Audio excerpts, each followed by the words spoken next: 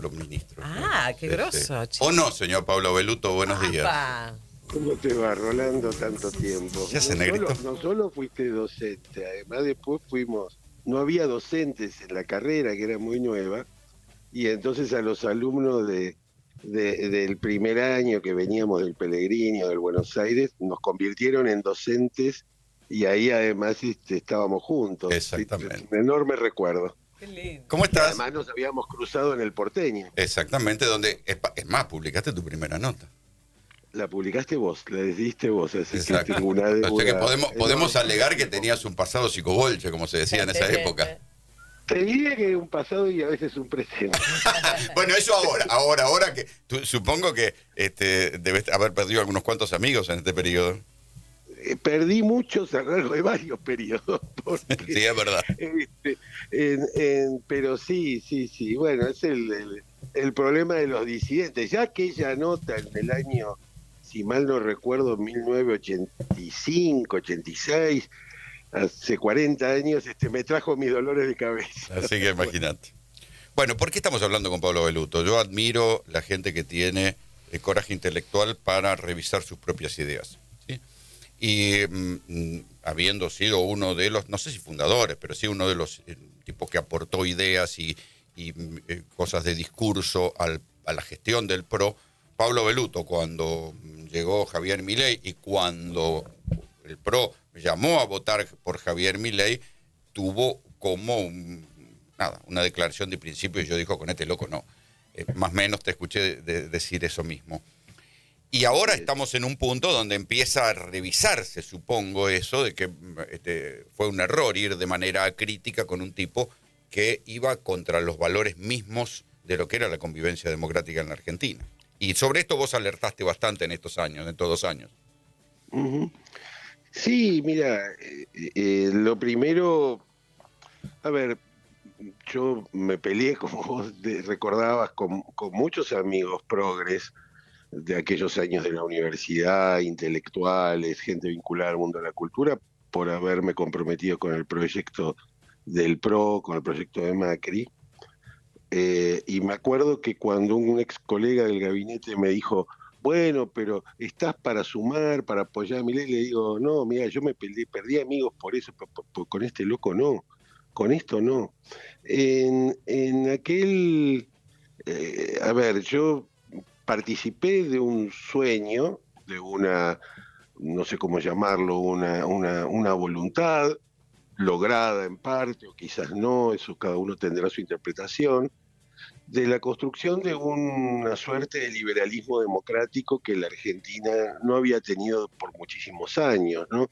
El liberalismo argentino había acompañado todos los proyectos autoritarios, todas las dictaduras, los golpes de Estado, había dado sostén económico y político a gobiernos espantosos. Y yo recordaba siempre una frase de Mariano Grondona, aquel periodista liberal, que a la vuelta de la democracia dijo una frase que a mí siempre me quedó grabada. Los liberales argentinos han estado siempre más preocupados por la libre flotación del dólar que por la flotación de los cadáveres en el río.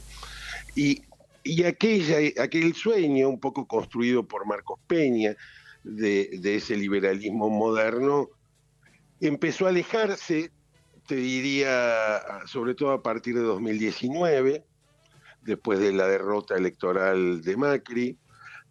Atravesó varias etapas, la conducción de Patricia Bullrich, una interna despiadada entre halcones y palomas, y finalmente esa historia terminó para mí, terminó para mí antes de la elección, y digamos, como se dice ahora, el clavo en el cajón lo pusieron Macri y Patricia Bullrich 2 días después de la elección, cuando se produjo aquel pacto de Acasuso, que en una columna en El País yo llamé el pactito feo. Bueno, ahí hay que vos decías recién lo de Mariano Grondona, acordate que en el final del menemismo, un sector del liberalismo empieza a decir, che, no es por acá. Y en eso yo valoro mucho lo que fue Grondona en su programa, que se convirtió en una tribuna plural de discusión y de crítica, ¿no? Y Sí, aquello, digamos, formaba parte de las buenas prácticas de la convivencia democrática en la Argentina, la crítica al menemismo en aquellos años. Hubo gente que desde la derecha tuvo honestidad intelectual al respecto. bueno, quizás porque el gran ausente de todos estos años, o lo que se ha ido degradando a lo largo de todos estos años, ha sido esa cultura democrática, donde vos y yo podemos pensar diferente e igual llevarnos bien y tener conversaciones y tener discusiones.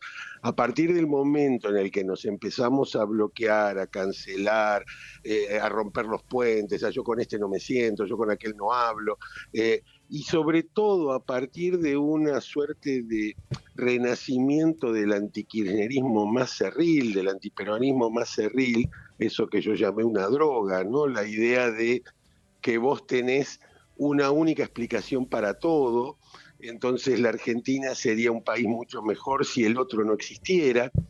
Sí, Ese, hay que reconocer que el kirchnerismo eso, también tuvo esas cosas, ¿no? Cuando uno piensa, porque evoca 678, ellos sí inauguraron la cultura de la cancelación, ¿no?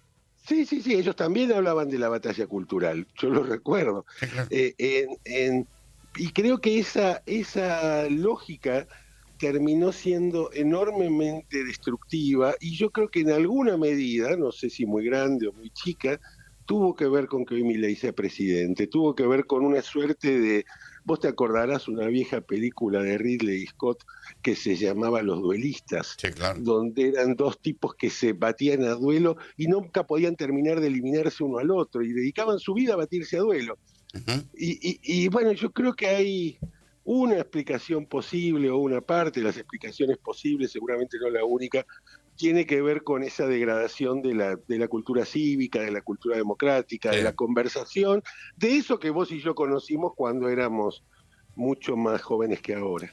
Y ahora estamos frente a un momento que nunca imaginamos que iba a suceder. Digo, nunca imaginamos que hubiera un No, presidente ni de izquierda ni de derecha que fuera a cagarse en los discapacitados, que fuera a bloquear 2 veces un aumento del presupuesto universitario. O sea, un presidente mesiánico y sin vergüenza y sin empatía. Sí. así es. Y de pronto nos dimos cuenta que había cosas, digo, el lado bueno del lado malo, es que nos dimos cuenta que había valores y concepciones que estaban siendo, que compartíamos, más allá de nuestras diferencias, y que al ser atacadas, al ponerse en peligro, nos dimos cuenta que estábamos más cerca de lo que incluso imaginábamos con personas, con sectores de los cuales uno se sentía remotamente distante, y que aquellos de los cuales uno se sentía cercano, en realidad se habían alejado estrepitosamente, ya fuera por su participación activa, su complicidad, o muchas veces su silencio o su idea de mirar para otro lado, de decir, Sí, bueno, mi ley no es tan peligroso, vos sos un exagerado, sí. al fin y al cabo no mataron a nadie. Digo, y yo veo en ese sentido una oportunidad. Por eso lo que sentí este domingo fue, bueno, la democracia está viva. Digo, no, no digo, la gente cuando tiene que decir que no a algo, lo hace. Digo, no es que votaron a Kicillof, votaron en contra de algo y eso te hace sentir cerca con esos Sí, lo que votantes pasa es que que dijeron así no. vos tenés una mirada optimista. Yo todavía tengo una dosis de pesimismo, es decir, ¿cómo llegamos a traer este borracho al gobierno?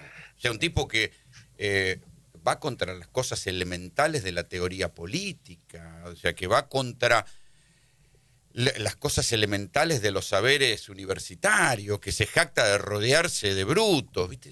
¿Cómo, Sí, sí, cómo? sí, un plagiario, Además, todo lo que está mal. Sí, bueno, ahora, esa pregunta que vos te haces y que yo comparto y yo me la hago todos los días y que nos lleva a una indignación cotidiana, ya sea para el que tiene acceso a un micrófono o para el que tiene acceso a las redes sociales, yo no hay, me indigno, digo, y me enojo, pero ¿sabes qué pasa? Es insuficiente, porque yo me puedo solidarizar con todos los atacados y después digo, y no cambié nada. Entonces, creo que es un punto de partida, sí, para la empezar a pensar. indignación, pero al mismo tiempo es insuficiente y creo que el gran desafío es construir, digo, algo mejor, construir algo nuevo, construir algo que no tenga que ver con volver a ningún lugar, sino con ir hacia otro lado, algo que ponga bajo un paraguas aquellas discusiones de vos te robaste un PBI, vos te la fugaste toda, Sí, que son que en definitiva legítimas, pero sí, para historiadores. Sí, son discusiones que terminan siendo discusiones tribuneras. Pablo, te agradezco el contacto. A ver si te venís un día acá y charlamos ¿Cómo no? en vivo. ¿Cómo no? Va a ser un placer, hace mucho que no nos vemos y el cariño de siempre. Te mando un gran abrazo, cuídate. Abrazo. Pablo Belluto fue ministro de Cultura durante el gobierno de Mauricio Macri. Splendid 990.